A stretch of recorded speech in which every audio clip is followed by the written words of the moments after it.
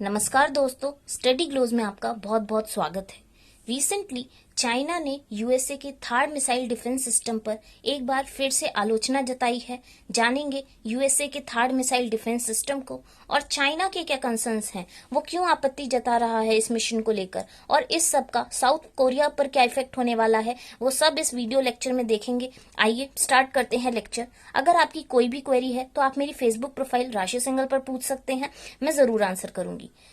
China USA के third missile defence system पर 2017 से ही आपत्ति जता रहा है।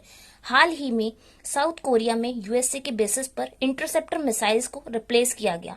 इसी को देखते हुए चाइना ने एक स्टेटमेंट में अमेरिका से अर्ज किया, अमेरिका से रिक्वेस्ट की कि आप बीजिंग और साउथ कोरिया के रिश्ते में खटास ना डालें, उन्हें खराब ना करें। तो चाइना का ऐसा रवैया क्यों है, उसको जानने से पहले, उसको समझने से पहले हमें बैकग्राउंड को समझना होगा। चलिए एक नजर बैकग्राउंड को देखते हैं। देखिए, जब से नॉर्थ कोरिया ने बैलिस्टिक मिसाइल्स को टेस्ट किया और 2017 में नॉर्थ कोरिया ने जापान में यूएसए के बेसिस पर कुछ मिसाइल्स को टेस्ट फायर किया था, तब से थार्ड मिशन को साउथ कोरिया के ओसान में डिप्लॉय किया गया।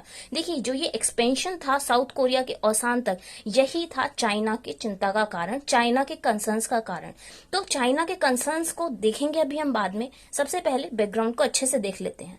देखिए, ये जो थार्ड मिशन था वो इसलिए डिप्लॉय किया गया था जिससे अगर फ्यूचर में नॉर्थ कोरिया की तरफ से कोई भी अटैक होता है तो उसे रोका जा सके। देखिए, जो नॉर्थ कोरिया है वो साउथ कोरिया के लिए हमेशा से ही खतरा बना हुआ है। ऐसा क्यों? देखिए, जो नॉर्थ कोरिया है उससे न्यूक्लियर थ्रेट का बहुत बड़ा खतरा है साउथ कोरिया को, क्योंकि नॉर्थ कोरिया एक ऐसा देश है जिसकी गतिविधियों के बारे में कोई भी सटीक तरीके से नहीं बता सकता।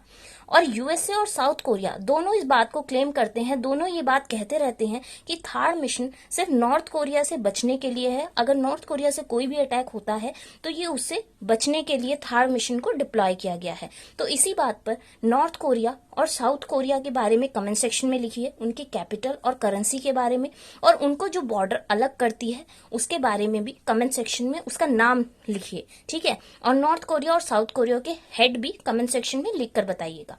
देखिए, अब हम बात करते हैं। देखिए, चाइना के कंसर्न्स पर जाने से पहले हम थार्ड के बारे में थोड़ा सा जान लेते हैं, उसके बारे में भी इंसाइट लेनी जरूरी है।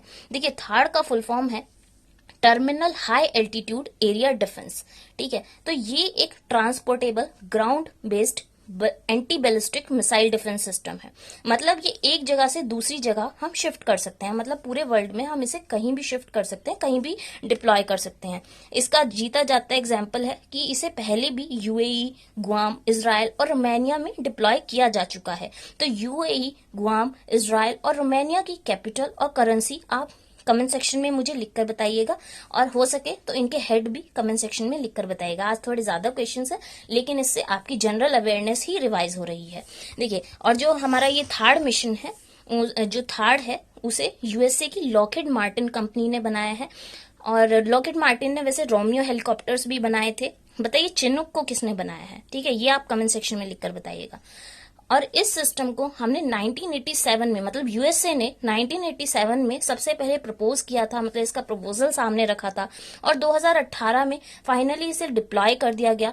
जो मैं आपको बता दूं, जो थार्ड है वो किसी भी एनिमी के अगेंस्ट अटैक के लिए यूज नहीं होता है, ठीक है। ये बस शॉर्ट और मीडियम रेंज बैलिस्टिक मिसाइल्स को डिफेंड करता है, उनसे बचाव करता है, चाहे वो एटमॉस्फेयर के बाहर हो या अंदर। और इसका सक्सेस रेट हमेशा 100% ही आता है, ठीक है। 2005 के बाद इसका जो सक्सेस रेट था वो 100% ही आने लगा, चाहे यूएसए ने 2008 में इसे फाइनली डिप्लॉय किया, ठीक है। अब एक बार ये बात कर लेते हैं कि ये काम कैसे करता है।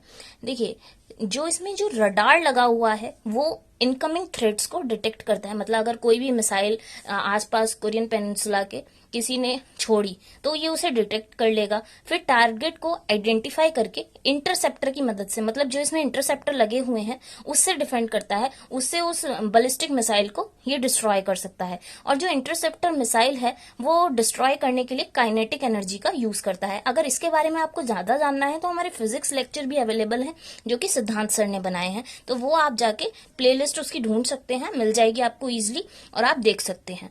अब बात करते हैं हमारा मोस्ट इम्पॉर्टेंट, चाइना के क्या कंसर्न्स हैं इस चीज को लेकर। चाइना क्यों इतना गुस्साया हुआ है, क्यों इस चीज को लेकर बार बार ऑब्जेक्शंस उठाता है।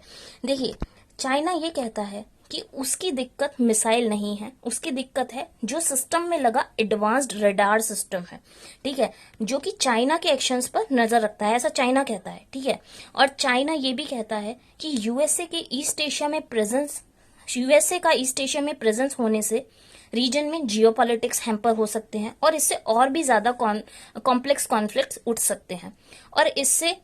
और चाइना और क्या कहता है कि बीजिंग के लॉन्ग टर्म इंटरेस्ट जो है उनमें भी इंटरफेरेंस हो सकती है, ऐसा चाइना मानता है कि जैसे उसके लॉन्ग टर्म इंटरेस्ट कौन से होंगे, मिलिट्री, डिप्लोमेटिक और इकोनॉमिक इंटरेस्ट में इंटरफेरेंस हो सकती है।